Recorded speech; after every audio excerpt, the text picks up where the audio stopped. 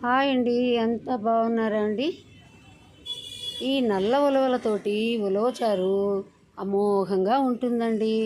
దాన్ని ఎలా తయారు చేసుకోవాలంటే ఉలవల్ని బాగు చేసి ఇలా ఒక ప్యాన్లో వేసి వేపుకోవాలండి. వేపిన ఉలవలని చల్లార్చుకొని మిక్సీ జార్లో పౌడర్ లాగా తయారు చేసుకోవాలి. ఈ ఉలవలు వేపేటప్పుడు చూడండి ఆయిల్ బయటకు వస్తుంది. తర్వాత ఒక గిన్నెలో 1 లీటర్ వాటర్ తీసుకుని మనం ఈ చిన్న కప్పుతోటి కప్పుంబావు పైకల్లా వేసి ఒక కప్పు కిందే లెక్కండి. 1 కప్పు పౌడర్ వేసుకొని బాగా కలుపుకోవాలి.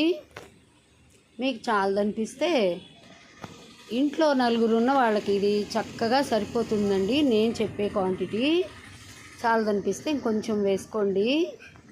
పెద్దవాళ్ళు బాలింతలకు తప్పనిసరిగా ఉలవచారు పెట్టేవాళ్ళండి. ఉలవ గుగ్గిళ్ళు తినిపించేవాళ్ళు, ఉలవచారు పెట్టేవాళ్ళు. చాలా ఆరోగ్యానికి మంచిదంటారు ఇది. ముందుగా ఒక గిన్నె పొయ్యి మీద పెట్టుకుని దానిలో ఒక 4 స్పూన్ల ఆయిల్ వేసుకోవాలండి. కొద్దిగా వేడెక్కిన తరువాత 1 స్పూను ఆవాలు, 1 స్పూను జీలకర్ర, 1 స్పూను మినప్పప్పు, 2 ఎండుమిరపకాయలు, 4 చీల్చిన పచ్చిమిరపకాయలు, కొద్దిగా కరివేపాకు అన్నీ వేసుకుని ఈ తాలింపుని దోరగా వేగించుకోవాలి. తాలింపు దోరగా వేగిన తరువాత లాస్ట్లో కొద్దిగా ఇంగువ పొడి కూడా వేసుకోవచ్చండి. బాగుంటుంది ఫ్లేవరు ఇంగువ పొడి వేయటం వల్ల. ఉలవలతోటి ఇలా చారు తయారు చేసుకోవాలంటే ముందుగా ఇలా పౌడర్ తయారు చేసుకొని ఒక డబ్బాలో పెట్టుకుంటే మనకి ఈజీ అయిపోతుందండి. చాలా సులభమైన మార్గం చూపిస్తున్నాను నేను మీకు. ఉలవచారు అంటే అబ్బో మాకు చేత కాదని చాలామంది భయపడుతుంటారు. ఎలాంటి భయము అక్కర్లేదండి. తరువాత ఈ కలిపి పెట్టుకున్న ఉలవ పౌడర్ కలిపి పెట్టుకున్న వాటర్ని ఇందులో పోసేసుకోవాలి. బాగా కలిపి కొద్దిగా 1 స్పూను పసుపు కూడా వేసుకోండి. మనం అప్పుడప్పుడు ఇలా తయారు చేసుకోవటానికి ముందుగానే ఇలా పౌడర్ డబ్బాలో స్టోర్ చేసుకుంటే ఈజీ అయిపోతుందండి. అప్పుడప్పుడు ఇలా తయారు చేసి పెడితే పిల్లలు కూడా ఇష్టంగా తింటారండి.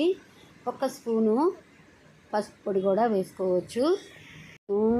వారగా పెట్టండి, ఫుల్లుగా పెట్టకండి, పొంగి ఇదైపోతూ ఉంటుంది. అందువల్ల ఏంటంటే ఒక స్టీల్ మూతని పెట్టేటప్పుడు కొద్దిగా వారగా పెడితే పొంగకుండా చక్కగా మనకి ఇది ఉడికిపోతుందండి. చూడండి ఇంత బాగా చిక్కగా వచ్చేసింది. మనం తీసి పెట్టుకున్న చింతపండు నీళ్ళు, 1 పెద్ద నిమ్మకాయ అంత చింతపండు నీళ్ళండి నానపెట్టుకొని ముందుగా ఇలా తీసి పెట్టుకొని కలుపుకున్నామంటే బాగుంటుంది. బాగా చిక్కగా అనిపిస్తే ఇంకొంచెం వాటర్ కూడా పోసుకోవచ్చండి. ఇంకొక గ్లాస్ వాటర్ పోసుకుంటే మళ్ళీ ఒక 10 నిమిషాలు బాగా మరగనిచ్చుకోవాలి. ఏమీ చేతగాని వాళ్ళు సైతం ఈజీగా ఈ ఉలవచారు తయారు చేసుకోవచ్చండి. టేస్ట్ కూడాను అద్దిరిపోతుందండి. టేస్ట్ ఒక్కసారి తిన్నారంటే మళ్ళీ మళ్ళీ కావాలంటారు మీ ఇంట్లో వాళ్ళు. ఫ్లేవర్ కూడా చాలా బాగుంటుందండి. దీనిలో తగినంత ఉప్పు వేయండి, తగినంత కారం కూడా వేసుకోవాలి, ఎండు కారం కూడా కొద్దిగా వేసుకోవాలి. తగినంత వేసుకోండి, మీరు తినగలిగినంత ఎండు కారం. బాగా కలిపి పెట్టుకోవాలి. మళ్ళీ కొద్దిసేపు మరగనివ్వాలి దీన్ని. ఈ విధంగా ఉలవచారు మీకు ఎవ్వరూ చెప్పి ఉండరు. టేస్ట్ మాత్రం బ్రహ్మాండంగా ఉంటుందండి. మీరు ఇలా తయారు చేసి పెట్టుకుంటే 2 పూట్ల ఇష్టంగా తినొచ్చండి. కష్టం లేకుండా ఇష్టంగా తింటారు పిల్లలు పెద్దలు అందరూ కూడాను. మళ్ళీ మళ్ళీ కూడా కావాలంటారు. నా మాట అబద్ధం అయితే ఒక్కసారి మీరు తయారు చేసుకొని చూడండి. రెడీ అయిపోయిన తర్వాత ఒక బౌల్లోకి తీసుకుని మనం తినబోయేటప్పుడు ఒక అర గ్లాసు ఆ రోజు పెరుగు మీద మీగడని స్పూన్తో స్మాష్ చేసుకొని అలా వేసుకోండి. చాలు టేస్ట్ స్మెల్ డిఫరెంట్గా ఉంటుంది. పెరుగు మీద మీగడ పడితే చాలా టేస్ట్ వస్తుందండి.